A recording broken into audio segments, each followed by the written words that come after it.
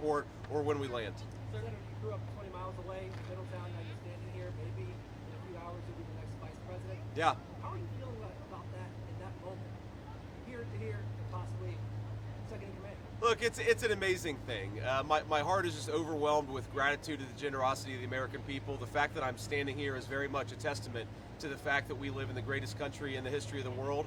The fact that I have a beautiful wife and 3 beautiful kids is more importantly a testament to the fact that we live in the greatest country in the world. So I think that what today represents is an opportunity to pay down a debt that I owe to this country. And if I am the vice president, I'm going to work as hard as I can to pay down that debt. I don't think I'll ever be able to return what this country has given to me, but I'm going to try, but we have to win first.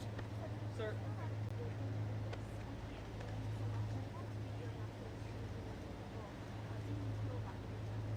You know, my most important message is we ought to argue, disagree about, persuade each other about politics. That's part of the natural process.